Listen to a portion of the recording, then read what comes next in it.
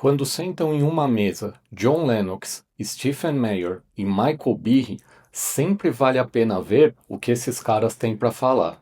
Sejam muito bem-vindos ao canal Cristológica, eu sou Rodrigo Cairis e se você ainda não é inscrito aqui no canal, se inscreve para mais conteúdos semanais que unem ciência, a Bíblia e o cristianismo. Nessa entrevista produzida pelo Hoover Institution, e eu vou deixar o link para a entrevista completa na descrição, Lennox, Meyer e Behe discutem as evidências de um designer, principalmente quando analisamos a vida a nível molecular. Eles vão falar também que um mecanismo de seleção natural pode explicar algumas coisas, mas não pode explicar tudo, especialmente quando falamos da informação contida no nosso DNA.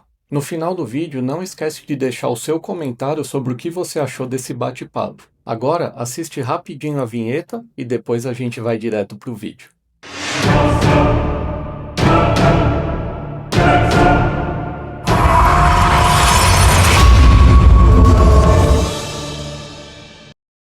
A propósito, Darwin, na verdade, mesmo que esta discussão esteja tendendo a descontar fortemente, se não a descartar suas teorias, Darwin está emergindo como um bom escritor, um homem sábio e, de várias maneiras, um homem honesto. Sem dúvida, ele reconheceu o problema com o registro cambriano. E então ele reconheceu essa grande questão de onde vem. De onde vem a mente? Sim. De onde... Certo, Michael, estou citando você para você mesmo. O design inteligente pode coexistir, felizmente, coexistir com um grande grau de seleção natural. A resistência a antibióticos e pesticidas, proteínas anticongelantes em peixes e plantas, e mais podem, de fato, ser explicados pelo mecanismo darwiniano. A afirmação crítica do design inteligente não é que a seleção natural não explique nada, mas que não explica tudo. Explique. Isso é exatamente correto, porque se você postular que a seleção natural produziu toda a vida, então ela tem que ter produzido não apenas trivialidades, mas as profundas máquinas moleculares que são encontradas na célula, no código genético, as asas de um pássaro e muito mais, e não vemos isso. E ainda assim pode funcionar no DNA. Por exemplo, pode quebrar genes. Uma mutação aleatória pode quebrar um gene e, digamos, fazer um urso marrom perder sua coloração e se tornar um urso polar branco. E, eventualmente, uma nova espécie. E pode quebrar um... Mas isso é coisa de criança em comparação com os objetivos originais. Isso é exatamente certo. Ok. Assim como você dirigindo pela estrada, você sabe, podem haver arranhões, pedras podem bater e arranhar seu carro e assim por diante. Você pode reconhecer que o carro é projetado, você sabe, arranhões e batidas aleatórias e assim por diante. Então, coisas aleatórias podem acontecer. Mas podem elas explicar essa elegante maquinaria que foi descoberta pela ciência na base da vida? E, claro, a resposta é não. Certo. Agora vou citar você mais uma vez. Ouça com atenção, porque essa volta para vocês dois. Michael Behe continua, respire fundo aqui, isso é grande. Pode haver, cito, um caminho aberto para um Deus sutil projetar a vida sem sobrepor a lei natural. Se eventos quânticos como o decaimento radioativo não são regidos por leis causais, então não se quebra nenhuma lei da natureza ao influenciar tais eventos. Além disso, embora possamos não ser capazes de detectar manipulações quânticas, ainda assim podemos concluir com confiança que a estrutura final foi projetada. Então aqui começamos todos vocês três, há problemas muito sérios com Darwin.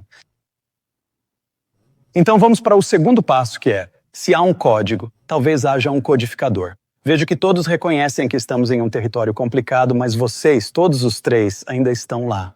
E agora a Behe aqui vai para o terceiro passo. Na verdade, acho que vejo um mecanismo pelo qual o codificador pode ter operado neste mundo material. Estou sendo justo com você? Sim, isso é verdade. Ok, pessoal, vocês concordam com isso? Eu não. Sim? Você não? Não. Acho que quando invocamos a ação de uma mente, estamos invocando uma causa não material. E não precisamos seguir as regras do materialismo científico para inventar um mecanismo para explicar a origem da informação. Porque sabemos pela nossa experiência uniforme e repetida que a informação sempre surge de uma mente. Não entendemos a interface mente-corpo no caso da inteligência humana.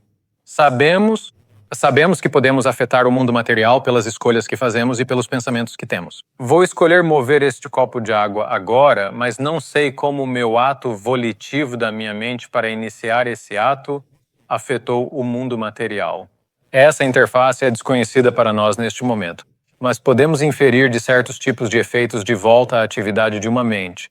Sabemos que um artefato ou efeito distintivo da atividade inteligente é a produção de informação. Sempre que vemos informação e a rastreamos até sua fonte, seja falando de código de computador, ou uma inscrição hieroglífica, ou um parágrafo em um livro, ou informação embutida em um sinal de rádio, sempre voltamos a uma mente. Se eu puder interromper, Steve, um segundo. Acho que estamos falando de propósitos cruzados aqui. Eu não estava dizendo que o decaimento radioativo é responsável porque é um evento aleatório. A citação que Peter leu estava dizendo que um Deus ou mente inteligente poderia usar algo que era indetectável para a instrumentação científica para afetar os resultados que ele queria.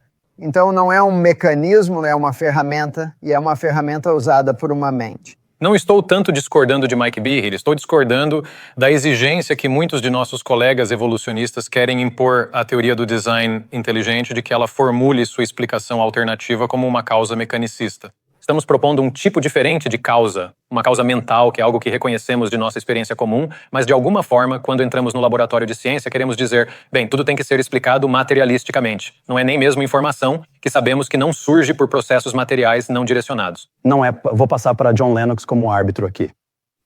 Não é da natureza da ciência. Mesmo talvez especialmente entre crentes, Newton acho que é justo dizer que ele era cristão. Então Newton se entende como explorando a mente de Deus. E em algum nível básico, Newton, cristão fiel, está dizendo como ele fez isso. Sim. Como ele fez isso? Como ele fez aquilo? Ele não está dizendo, bem, é a mente de Deus, portanto não há mais perguntas a seguir. Ele está em busca de mecanismos específicos. E isso é uma coisa boa e nobre que nos dota com 9/10 do que sabemos sobre física de alguma forma básica, certo? Então aqui está a pergunta que se apresenta a mim, leigo que certamente representa para pessoas perplexas em todo o mundo.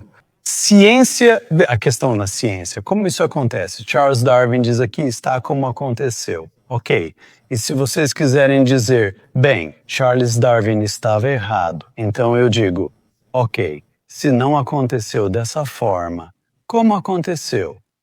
E a resposta não pode ser apenas Deus, ou não pode ser apenas designer. Há algum tipo de impulso humano em nós para dizer, bem, como? Como? Qual é o mecanismo? E essa é uma pergunta justa, e Behe está tentando responder, e tentando dizer não. Quando Newton descobriu sua lei da gravitação, ele não disse, agora tenho uma explicação científica, não preciso de Deus. O que ele fez foi escrever o Principia Mathematica, o livro mais famoso da história da ciência, e expressou nele a esperança de que sua pesquisa levasse pessoas pensantes a acreditar em Deus.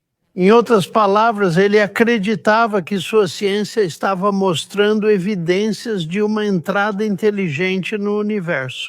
Beleza, design e previsibilidade. Sim, mas a coisa importante aqui é que uma enorme confusão surge através de Richard Dawkins, sugerindo que a explicação de Deus é a mesma que a explicação científica.